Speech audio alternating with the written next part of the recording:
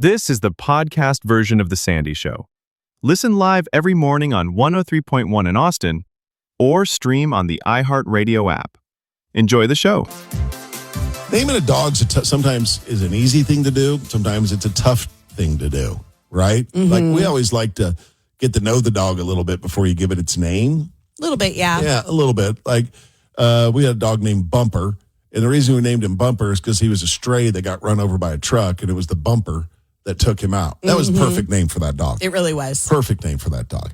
And then we let our daughter name our next dog, and that was a little miniature Australian, and she named her Shiny. Named her Shiny. I really think it was from Dinosaur Train. I think so, too. Tiny, Shiny, and Dawn. Tiny, Shiny, and Dawn were the baby dinosaurs that hatched. The American Kennel Club has put out their most popular names for dogs, boys and girls, and so has Rover.com. Now, the American Kennel Club, they're serious about the dog. They're like, breed and... Right. The names are supposed to represent the lineage of the dog. Yeah. And so they've got dog names like Cooper, Teddy, Hank, Max, people names, Gus, Duke, Maverick, Charlie, and Finn.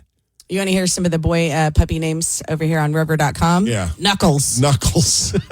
Coffee. Coffee. Jelly Bean. Jelly Bean, I like that. Yeah, Jelly Bean for a girl. Elfie, that's cute. Yeah. That was probably a Christmas dog.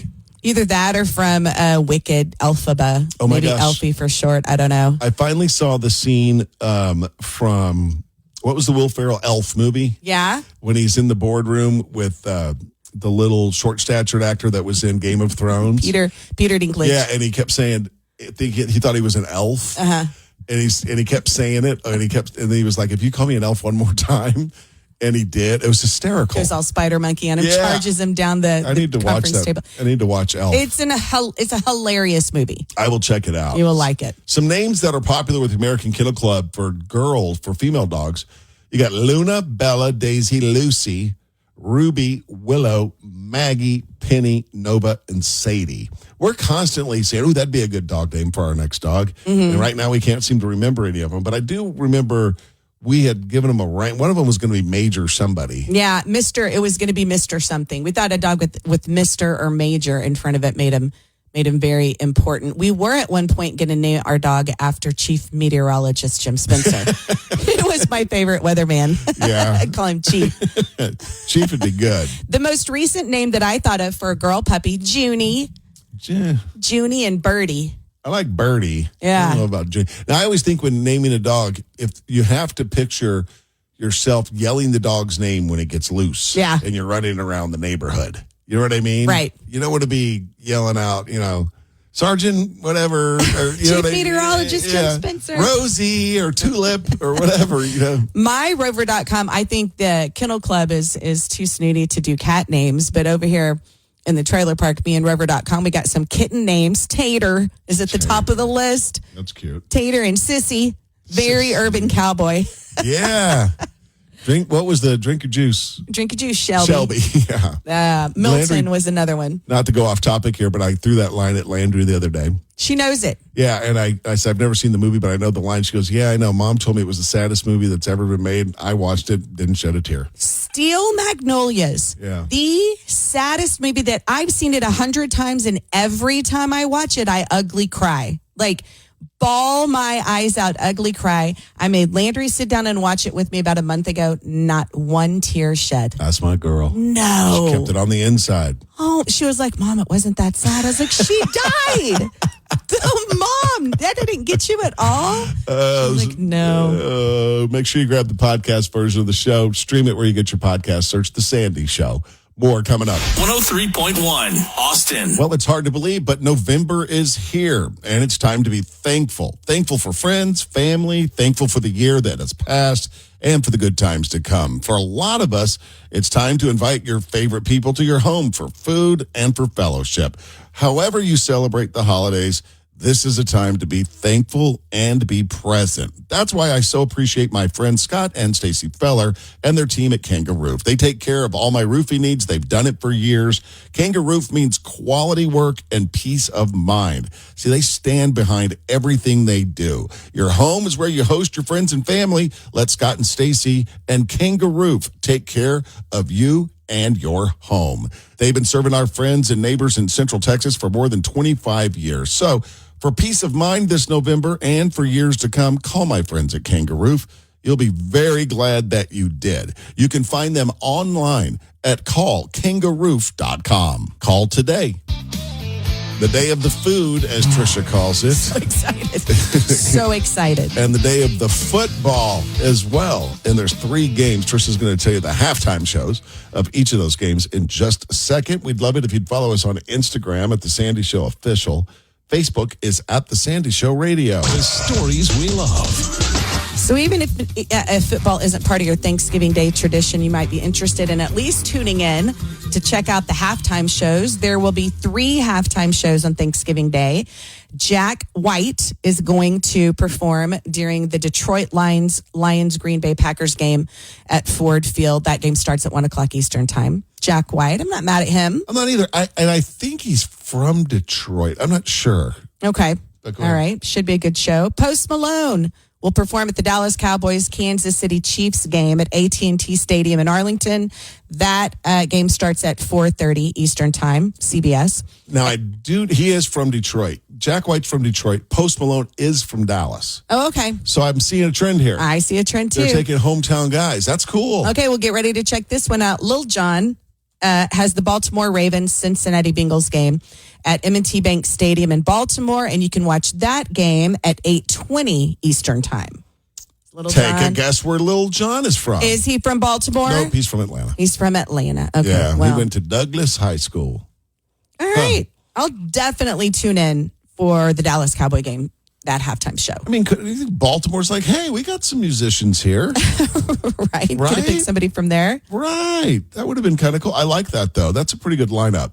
Yeah, that's not bad. I will tune in to see Jack and Post Malone. I'll watch all 3. I just don't know a whole lot about Lil Jon. No, I don't either. No. So that's kind of cool. It's day of the football, day of the food.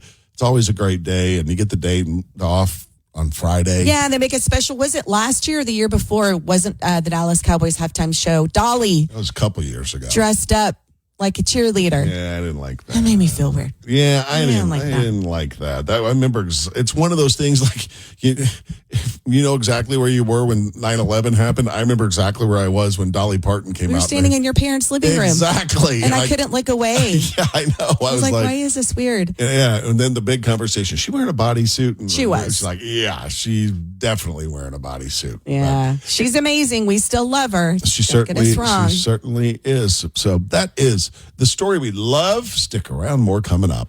103.1 Austin. Starbucks released their Barista Bear. People lost their minds. Walmart said, hold my beer. Said, I got you, baby. Don't worry. All you folks that don't want to spend that much money, we got you covered. But they clearly can do this legally. They wouldn't have done it, right? Yeah. I don't know how they did it. Starbucks Barista Bear sold out immediately. First of all, they were $30. Second of all, people were lining up at 4 a.m. waiting for the stores to open, only to walk in and find they were sold out. People are buying them up and reselling them for $1,000. So Walmart's like, yeah, we're going to fix this. So Walmart has their own version of the Starbucks Barista. I will let you know that it looks 100% identical. The beanie that's the screw top lid is a little bit of a lighter green than the Starbucks one, and it doesn't say Starbucks on the beanie. Other than that, it is almost 100% exactly the same. What are they calling this bear? What is it? The Walmart version? I don't know. The Walmart version of the bear. And you're only going to pay $22 for Walmart's version. And it's available online and in stock, so you can order it. You don't have to get up at the crack and go stand in line waiting for a store to open. Yeah, and they'll have a bunch of them. Oh, I'm looking at him. He's $18.99. Yeah, with shipping, they're probably saying it's about $22. Yeah, he looks exactly like it. It looks exactly the same. Very coming to America, McDougalls versus McDonald's. And the only difference is the sesame seeds. Right. Starbucks has the sesame seeds. McDougalls does not. Meaning Starbucks has the word Starbucks on the beanie. Walmart's does not. Yeah. Walmart, here's how they're describing it. Walmart has released a popular dupe of the viral Starbucks Barista Bear. It's a 20-ounce glass bear-shaped coffee mug with a lid and straw. And then everything else you just said. It's called a dupe. That's very funny, though. I mean, I just am... it looks so much like it. I don't understand how they're not getting in trouble for it. Yeah, I don't know. But, I mean, It's that same bear, size that and everything. bear is you can't copyright a bear. Yeah. You know? But the design, How I did guess. they get it made so fast Yeah. in response to it? Right. Or maybe they knew it was coming. Corporate espionage. Maybe so. Big business corporate espionage. I don't know. I mean, but it is unbelievable how, I'd get one for $20. I'd take one. I think they're kind of cute. I wasn't going to stand in line at Starbucks and pay $30-something for it, though. Yeah, but then you just know you got the Temu version of it. You know, the knockoff. Yeah. Story of my life. This is the one you would have, Sandy, if you were Absolutely. still a tiny Sandy and your dad was still in the military. That's the one I would have got. You would ask for the Starbucks one, and you would get the Walmart version. Every time. Every single time. Yeah, so I don't know. Whatever. Get your kids one. They won't care. Yeah, they won't care. Landry would probably be happy to get this. I don't know. Well, that's it. Do us a solid and copy and paste the link to this episode and send it to a friend or two. Thanks for listening.